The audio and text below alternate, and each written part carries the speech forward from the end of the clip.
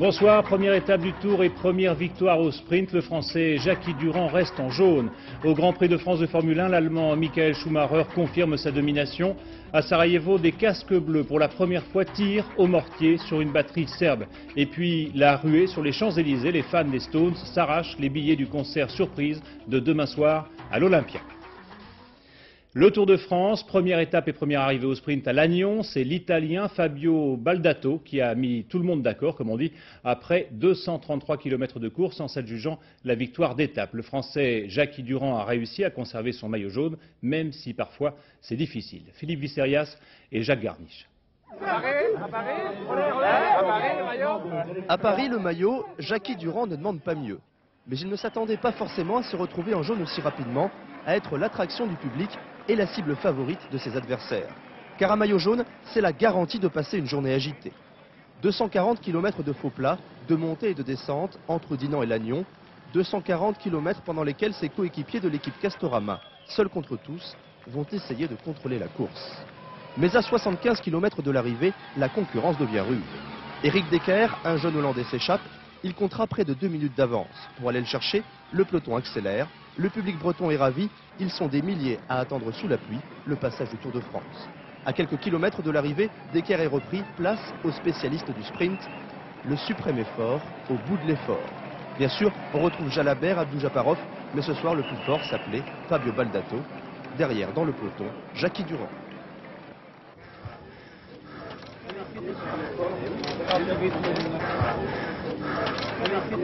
Tout le monde le veut, ce maillot, et moi je me suis battu jusqu'à l'arrivée. Je sais pas, cette arrivée était très difficile, je sais pas s'il y a eu des cassures, je me suis battu jusqu'à la ligne. On verra la suite. La suite s'annonce animée. Jackie Durand garde le maillot jaune, mais avec seulement 2 secondes d'avance sur le deuxième, Laurent Brochard. Mais le Tour de France a débuté dans le drame hier soir avec la chute de Chris Boorman, le Britannique, champion du monde du contre-la-montre. Chris Boorman a tout tenté dans le prologue à Saint-Brieuc, sous la pluie et à la nuit tombée, mais il a chuté au bout d'1 minute 30 de course. Il souffre d'une double fracture à la cheville gauche et au bras droit. Thierry Clopeau et Alain Poirier l'ont rencontré sur son lit d'hôpital avant qu'il ne repartent pour Manchester. Je prends quelques risques comme tout le monde, mais j'ai trop poussé. Pour la descente, j'ai connu, je suis 2 secondes derrière de Francis Moreau. Donc je pense que c'est possible pour gagner le prologue. J'ai voulu gagner le prologue. J'ai trop poussé pour la descente. J'ai passé tout le plus mauvais virage. Après notre 600 mètres, c'est fini. Je suis très déçu parce que c'est ma première opportunité pour faire le grand cross 3 semaines. Avec les grands coureurs, c'est la première opportunité pour avancer mon carrière. Je suis très motivé. Maintenant, je suis dessus, mais je pense à la future. Le docteur m'a dit peut-être 6 semaines, 2 mois, parce que j'ai cassé les deux. Après, moi, je pense tout de suite que c'est possible pour le championnat du monde. Donc, j'ai essayé pour le championnat. Mais je me souviens, Jalabert l'année dernière, il avait la grande chute et après, j'espère que c'est la même. Merci Chris. Merci. Alors Jean-René Godard, vous êtes en direct de Lannion. C'est un peu inespéré ce maillot jaune de Jackie Durand alors que les coureurs de l'équipe Castorama doivent justement perdre leur sponsor après le Tour de France. Oui, c'est une belle histoire que nous vivons depuis hier sur la route du Tour de France. Il y a 2 jours, Cyril Guimard, dans une conférence de presse, a annoncé que si au 31 août prochain, il n'avait pas trouvé un repreneur, un successeur à Castorama, son partenaire depuis 6 ans, eh bien il arrêtait tout simplement et tous ses coureurs, Jackie Durand compris, se retrouvaient sur le marché libre ou au chômage. Et puis, il y a eu ce miracle. La météo complètement folle d'hier, Jackie Durand qui part parmi les premiers, qui bénéficie de conditions météo favorables, qui prend le maillot jaune. Et aujourd'hui, cette équipe Castorama, dont certains coureurs ne savent pas ce qu'ils seront dans 3 mois, eh bien cette équipe Castorama a fait preuve d'une solidarité extraordinaire pendant plus de 200 km et elle a réussi finalement pour 2 petites secondes à sauver le maillot jaune de Jackie Durand. Le sport est souvent individuel, mais il est aussi parfois collectif et la solidarité fait merveille. C'est le cas depuis hier dans cette équipe.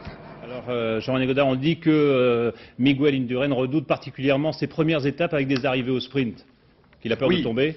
Ah oui, tout à fait. Vous savez, les premières étapes du Tour de France sont redoutées par les favoris. Le Tour de France dure 3 semaines et une victoire se construit quotidiennement. Il y a des moments où il faut faire les écarts. Pour Indurain, c'est par exemple dans les contre-la-montre. Mais il y a aussi les moments où il faut être extrêmement prudent, extrêmement vigilant. Et aujourd'hui, sur les petites routes de Bretagne, sinueuses, mouillées, glissantes, Miguel Indurain a donné une leçon de maîtrise. Pendant les 50 derniers kilomètres notamment, il est toujours resté parmi les 20 premiers du peloton. Pourquoi? Eh bien, tout simplement parce que si l'on court derrière dans un peloton de plus de 180 coureurs, les risques de chute sont énormes et il faut toujours être devant pour pouvoir à tout moment réagir et parer au plus pressé. S'il y a un écart devant vous, Indurain a donné une leçon. Absolument. Merci beaucoup Jean-René. On vous retrouve bien sûr demain pour la suite du Tour. Le départ de la saison touristique en Corse a connu des ratés avec la grève de la SNCM. Ce soir, tout est rentré dans l'ordre, mais les Corses en ont assez de ces grèves à répétition qui leur donnent l'impression parfois d'être pris en otage. Éric Lemasson et Dominique Merlin. En Corse, les rancœurs s'expriment fréquemment sur les murs. Voici le siège de la SNCM. Une main anonyme y a traduit la colère de bon nombre de Corses et en premier lieu celle des professionnels du tourisme. Certes, ce matin, les premiers bateaux de la SNCM sont revenus dans le port de Bastia. Certes, les touristes sont là, l'île s'offre à eux, toujours aussi surprenante. Mais hôteliers et restaurateurs n'ont pas le moral, car ils sentent déjà que cette année, la Corse ne fera pas le plein. Baisse des réservations des touristes étrangers. Quant aux touristes français, ils auraient été dissuadés non pas par la grève, mais par les grèves. Il est vrai que la grève a des conséquences importantes sur la saison touristique, mais je pense surtout que c'est un ensemble de choses qui nous pénalisent, entre autres la grève de la fonction publique en début de saison. Cette grève-ci ne vient que s'ajouter aux problèmes que nous rencontrons et, je dirais, aggraver nos difficultés. Notre rôle, nous, c'est d'essayer de faire des promotions, de joindre nos agences de voyage, nos tour opérateurs, d'essayer de les remotiver parce qu'il est évident que pour eux, il devient difficile d'envoyer des gens en Corse. Et oui, la Corse est une île, c'est précisément ce qui lui donne tout son charme, alors s'y rendre coûte cher, très cher en avion, cher en bateau, même quand les grèves sont terminées. À l'étranger, Sarajevo, pour la première fois ce matin, les casques bleus français ont riposté par des tirs de mortier réels sur une batterie serbe qui les avait pris pour cible. Quelques instants plus tard, en réponse, des obus sans doute serbes également s'abattaient près du QG de la Fort-Prenu. Plusieurs personnes ont été blessées, dont 3 casques bleus légèrement. François Cornet. C'est un convoi de ce type, aux couleurs des Nations Unies, qui a été pris pour cible ce matin par un canon serbe alors qu'il quittait Sarajevo par la route du mont Igman, au sud-ouest de la ville. Pour la première fois, les casques bleus français équipés de 6 mortiers de 120 mm vont riposter par des tirs réels. Sur ces images d'archives, cette section d'une 60aine de légionnaires héliportait début juin sur le mont Igman, en pleine crise des otages, avec pour objectif la protection de la route, la seule, reliant la capitale bosniaque au monde extérieur. À titre d'avertissement, les casques bleus ont tiré ce matin un premier obus fumigène sur la position serbe. Les tirs ne cessant pas, les légionnaires ont tiré 2 obus réels à proximité du canon serbe qui a immédiatement cessé le feu. C'est intentionnellement, semble-t-il, que les casques bleus n'ont pas détruit la pièce serbe afin, disent-ils, d'éviter l'escalade. En représailles à cette première de la Fort-Prenu, 3 obus, apparemment serbes, ont explosé vers midi dans l'enceinte et aux abords du QG de la Force de protection des Nations Unies à Sarajevo, blessant 3 casques bleus, un policier bosniaque, un journaliste et un photographe d'Associated Press. Alors Gilles Rabine, vous êtes en direct de Sarajevo avec à vos côtés le commandant Vinet, l'un des porte-parole de la Fort-Prenu. Faut-il parler d'escalade après ces 2 incidents qui semblent avoir opposé directement forces serbes de Bosnie et casques bleus français? Écoutez Benoît, comme vient de le dire François Cornet, déjà la semaine dernière, ce canon avait tiré sur des convois de l'ONU et 2 fois de suite, la Fort-Prenu avait renvoyé 2 obus fumigènes à titre d'avertissement. La semaine dernière, l'avertissement avait été compris, les tirs avaient cessé. Ce matin, ils n'ont pas été compris, c'est pourquoi le commandement a décidé de tirer 2 obus réels, l'un à 50 mètres, l'autre à 20 mètres. Et je peux vous dire qu'au mortier lourd, un obus à 20 mètres d'un canon, c'est tout à fait dissuasif. Est-ce que ça veut dire, Gilles, on peut peut-être le demander au commandant Vinet, est-ce que ça veut dire que la prochaine fois, eh bien, on tirera au but? Oui, alors mon commandant, est-ce que la prochaine fois, on va pas être obligé de tirer au but?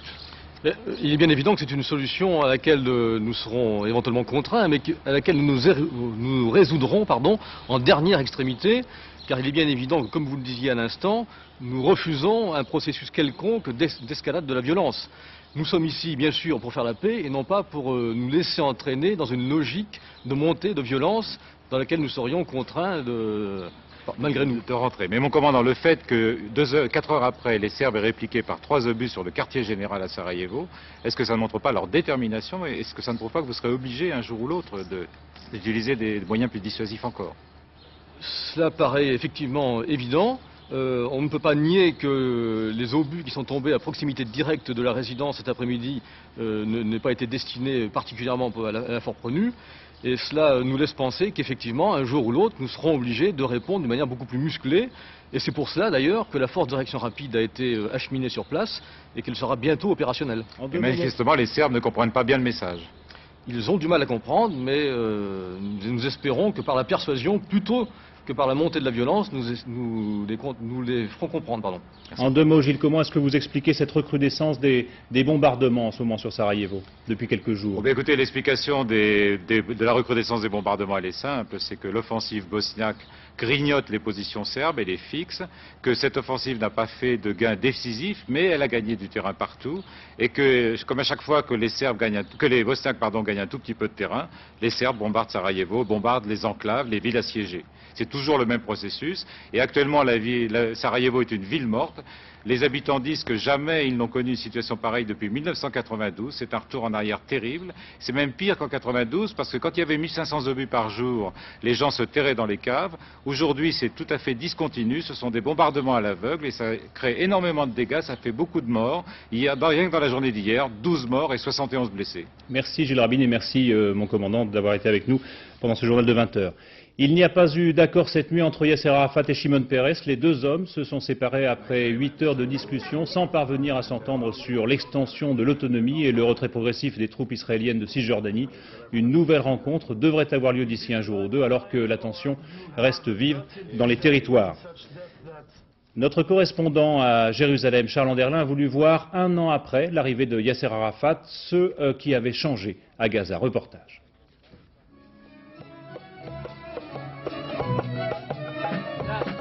Depuis 1967 et jusqu'à l'arrivée des forces palestiniennes l'année dernière, la plage de Gaza était zone interdite par l'armée israélienne. À la tombée de la nuit, on rentrait chez soi avant le couvre-feu. Aujourd'hui, sur le front de mer, des dizaines de restaurants se préparent à recevoir la foule des clients. Sur la route côtière, on circule pare-choc contre pare-choc.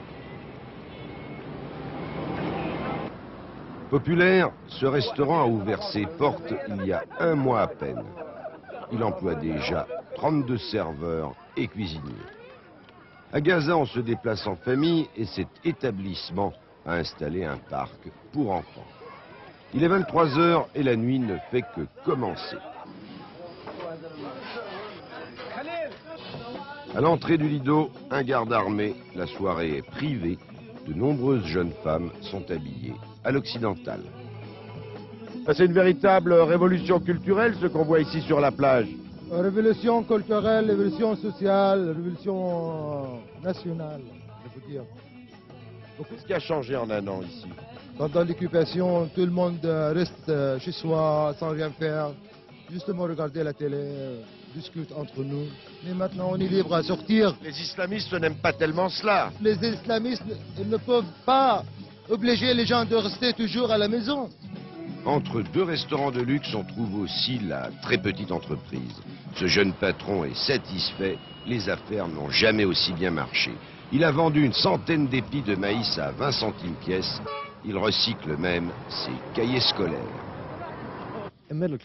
La petite classe moyenne qui existait toujours à Gaza connaît une réelle expansion avec l'arrivée des Palestiniens de l'étranger. C'est elle qui investit dans le bâtiment. D'ici, j'ai compté 19 immeubles en chantier. Le point négatif est que le fossé avec les pauvres est en train de se creuser. Il faut absolument aider les faibles. N'oubliez pas que 45% de la population a moins de 15 ans. 1 million d'habitants habitent les 360 km² de Gaza et la population devrait doubler en 15 ans. Les problèmes politiques, économiques et sociaux sont immenses. Le processus de paix avance qu'à un quart et jusqu'à présent, le principal acquis des Gazans, c'est la sécurité et une certaine liberté individuelle qu'ils commencent à savourer. 1 millier d'hectares de forêt ont été ravagés par le feu aux portes de Jérusalem. C'est l'incendie le plus important depuis la création de l'État d'Israël. Le feu est attisé par un vent violent. 5 villages ont dû être évacués et 22 personnes hospitalisées.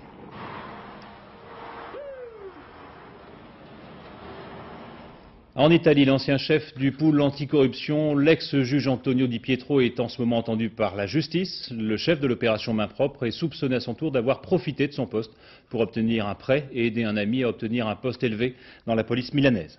Et puis on l'apprend à l'instant, le président algérien Yamin Zeroual a remplacé le ministre de l'Intérieur, Abderrahmane Méziane Cherif, connu pour son hostilité aux islamistes. C'est ce que rapporte la radio d'État algérienne. En Polynésie, le blocage de la ville de Papeete se poursuit. Les opposants à la reprise des tirs nucléaires maintiennent leur barrage autour de la ville, ne laissant passer que les piétons et les véhicules d'urgence. Le Rainbow Warrior 2, le navire de Greenpeace, doit quitter Papeete demain pour l'atoll de Mururoa, bien que l'accès aux eaux territoriales lui ait été interdit. Caroline Glorion. Seuls les véhicules d'urgence et les piétons peuvent accéder normalement au centre-ville de Papeete. Les manifestants entendent maintenir la pression, tant qu'ils n'auront pas reçu d'engagement ferme du président territorial Gaston Floss sur l'organisation d'un référendum à propos des essais nucléaires français. À Tahiti, ces manifestations qui se déroulent dans une atmosphère bon enfant commencent à perturber la vie quotidienne. L'unique route côtière est toujours bloquée à l'est et au sud de la capitale. Certaines pompes à essence ne sont plus réapprovisionnées. Les magasins dans les villages voient leur stock diminuer. Enfin, les touristes arrivant à l'aéroport ont des difficultés pour gagner le centre-ville. Le 2 juillet est aussi une date symbolique, puisqu'il y a 29 ans, jour pour jour, en 1966, le premier essai nucléaire atmosphérique français était déclenché sur l'atoll de Mururoa. Quant au navire de Greenpeace, le Rainbow Warrior, il s'apprête à appareiller pour Mururoa, malgré l'interdiction des autorités françaises. L'organisation écologiste réaffirme pourtant le caractère pacifique et non violent de son action. Collision spectaculaire entre deux cargos dans le golfe du Mexique. Les deux bâtiments perdent leur pétrole et une nappe de 24 km de long s'est déjà répandue sur la mer. Les gardes-côtes hésitent à les prendre en remorque de peur de voir l'un des deux cargos, ou les deux cargos sombrés. Les deux cargos dérivent en ce moment dans une zone parsemée de plateformes pétrolières.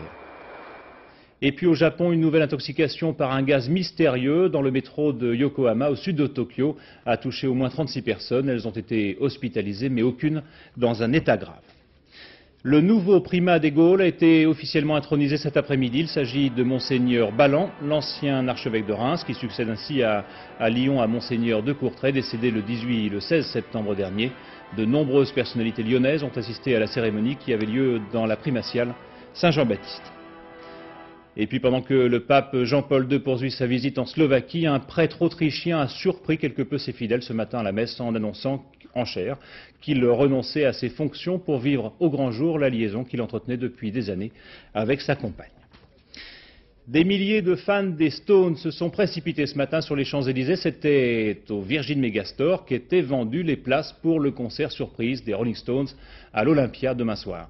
Pour faire partie des 1500 privilégiés, il fallait savoir attendre, même sous la pluie. Maryse Burgot et Dominique Bonnet. Ambiance un brin humide ce midi devant les portes du magasin Virgin à Paris. Ceux-là ont eu de la chance, ils auront une place pour le concert exceptionnel des Rolling Stones demain soir à l'Olympia, mais beaucoup d'autres vont être déçus. Il ne faut pas attendre, au niveau où vous êtes, il n'y aura plus de place. Certains sont arrivés dès hier soir, d'autres au petit matin. Plusieurs milliers de fans des Stones qui donneraient leur chemise pour assister à ce concert à l'Olympia, salle mythique et intimiste. C'est le concert le plus magique qui puisse exister, c'est les Stones à l'Olympia. J'ai pas été aux deux à Longchamp parce que ça sert à rien de payer 300 balles pour les voir sur un écran. Là au moins on va payer moins cher et c'est sûr que ça va bien l'assurer. Ils auront été 1538 privilégiés à pouvoir acheter une place. 250 francs le billet et pour éviter tout marché noir, chaque spectateur se voit remettre un bracelet. Prière de le conserver au poignet jusqu'à demain soir. Ne surtout pas le dégrafer car il perdrait sa validité. Il ne peut ni s'échanger ni se revendre. Ce qu'on a voulu, c'est que tout le monde puisse avoir accès à ce concert. Il fallait simplement être les premiers. Donc ce ne sont pas les derniers qui seront capables de racheter 10 fois le prix, qui rentreront à l'Olympia. Et ça, c'est un esprit à souligner. Demain soir, ils seront à l'Olympia et ils l'auront mérité. Des stonophiles qui pourraient une nouvelle fois mouiller leur chemise. Michael Schumacher et sa Benetton Renault ont survolé cet après-midi le Grand Prix de France de Formule 1 à Manicourt. C'est la 4e victoire de l'Allemand depuis le début de la saison. Il accroît ainsi son avance au classement général sur le Britannique Damon Hill, second cet après-midi sur Williams, Laurent-Frédéric Bollet et Jean Cornu. 14 h, arrivée du soleil et des drapeaux à la gloire de Jean d'Avignon et Ferrari. Au départ pourtant, Hill et Schumacher profitent pleinement de leur première ligne et ne laissent aucune chance à la meute placée derrière eux. Dans le sillage de la Williams et de la Benetton, on trouve Barrichello et Panis qui ont pris un très bon envol, ce qui n'est pas le cas de tout le monde, et notamment Häkkinen qui court-circuite pour le moins la trajectoire. Quant à Alesi, non seulement il n'est pas très bien parti, mais en plus il s'accroche avec Johnny Herbert. Abandon pour l'Anglais et déjà un temps précieux de perdu pour Jean. Pendant ce temps, le sort de la course s'est joué. Michael Schumacher a récupéré à la suite des ravitaillements donc la première place et il ne va plus la lâcher, augmentant même son avance sur Damon Hill et David Coulthard, les deux pilotes Williams. Schumacher, impérial, en route vers un 4e succès en 7 courses cette saison. Le patron du peloton, c'est bien lui. On n'a pas perdu de temps, que ce soit au stand, lors des arrêts ou en course. Tout a été parfait. Quant à Jean Alesi, eh bien il est déçu forcément, seulement 5e. C'est un Grand Prix qui me tenait à cœur, j'avais envie de faire un bon résultat et malheureusement, C'est l'accident d'Herbert qui... Non, c'est pas l'accident d'Herbert, c'est une voiture qui n'était pas très bien réglée et malheureusement, j'ai pas pu faire le bon temps.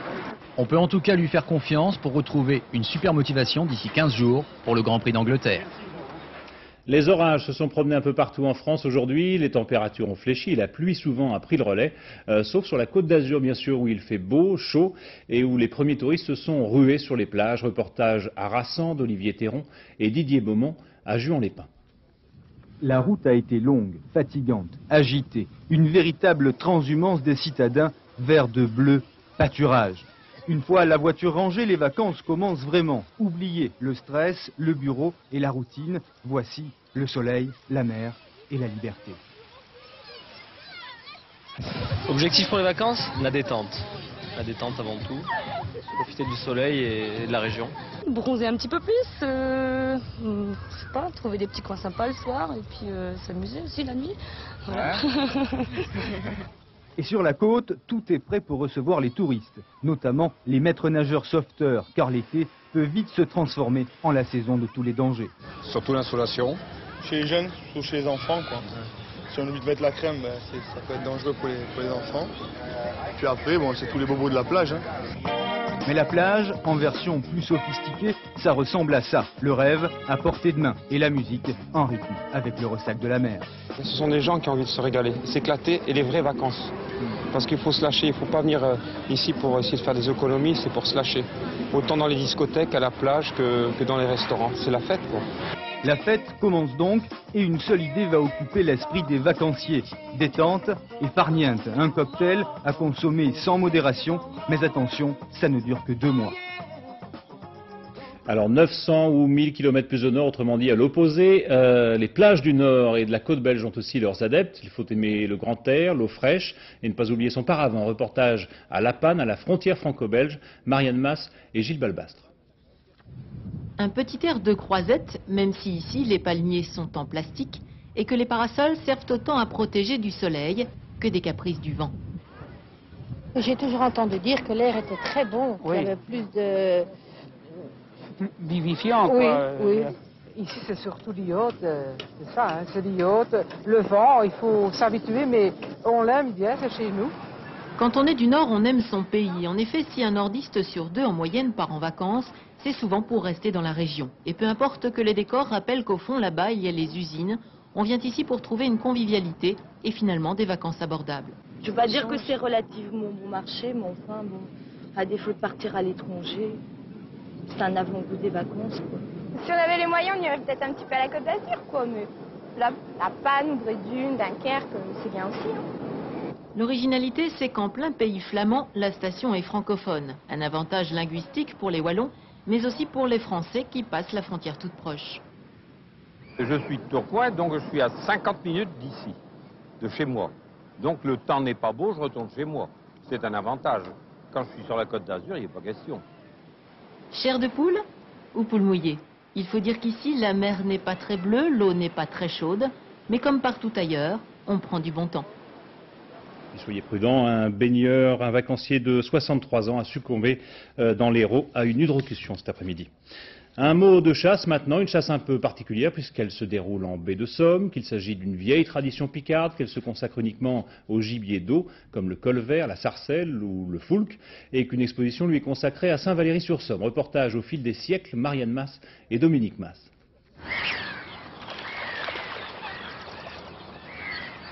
Il est 6 heures, la baie de Somme s'éveille et les canards vont se coucher.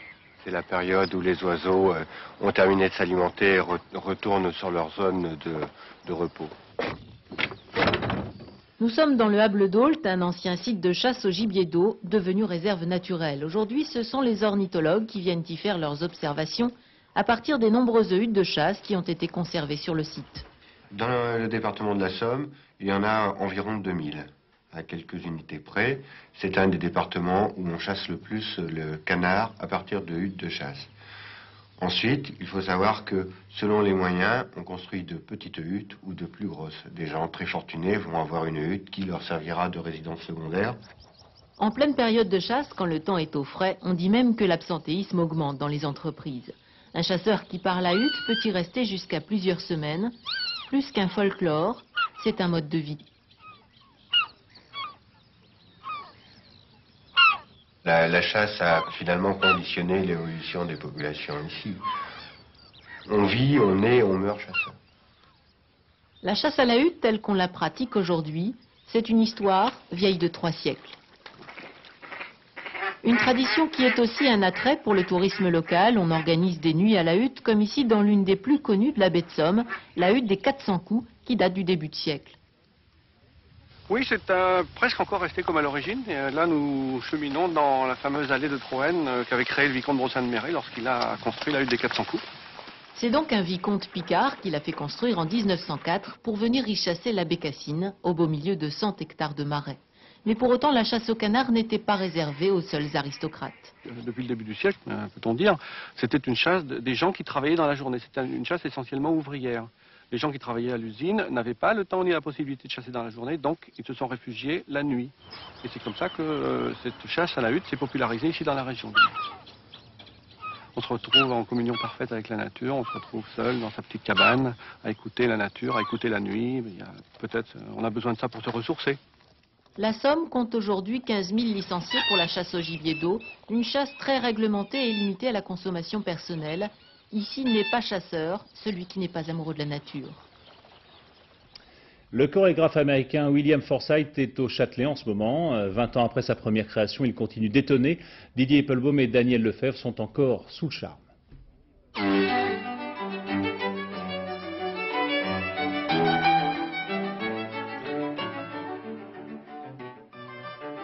Chorégraphie de William Forsythe sur musique de Bach et de Handel et sur un texte qui parle de la liberté et de la restreinte. La restreinte, c'est le retour aux origines classiques. La liberté, c'est l'improvisation. C'est laisser chaque danseur s'exprimer selon sa personnalité et non se fondre dans un ensemble. La liberté de Forsythe, c'est de faire ce qui lui vient à l'esprit sans souci des réactions. Mais chez lui, la liberté se bonifie avec le temps.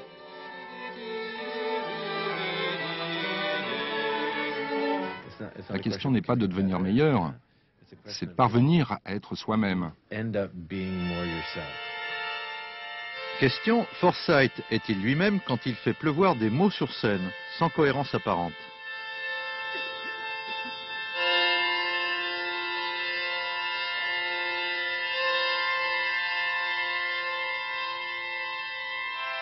Mais ne demandez pas à Forsythe d'expliquer ce qu'il fait, parfois il en est lui-même incapable. J'utilise des mots chaque année. Mais pourquoi en avez-vous besoin? Si je le savais, je ne les emploierais pas. Ils sont toujours là.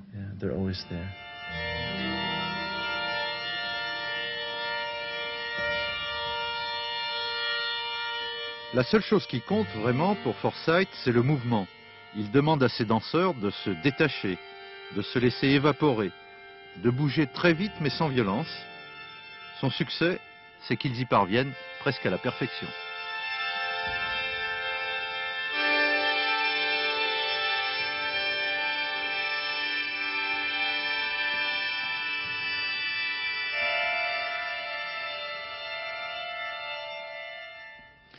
Un chercheur des plus sérieux a peut-être découvert le secret de la Joconde et du mystérieux sourire de Mona Lisa. Selon lui, la Joconde ne sourit pas, elle se craquelle. Et ce sont les craquelures, ou ce seraient les craquelures de la peinture, qui lui donneraient cet air énigmatique.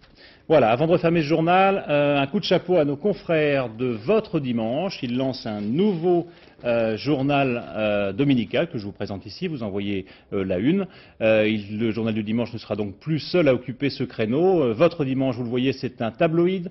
Et il place en une l'actualité souriante du week-end. Durand en jaune, Stéphanie en blanc. Voilà, le journal coûte 6 francs et il a été tiré à 250 000 exemplaires. Voilà, fin de cette édition. Dans un instant, à 20h50, Force à Gannes avec Gérard Depardieu et Sophie Marceau, Philippe Noiret et Catherine Deneuve. À 0h45, le dernier journal de Florence Dochet. À 13h demain, vous retrouverez bien sûr Daniel Bilalian. Et puis à 20h, Étienne Lénart. Je vous souhaite une bonne soirée sur France 2.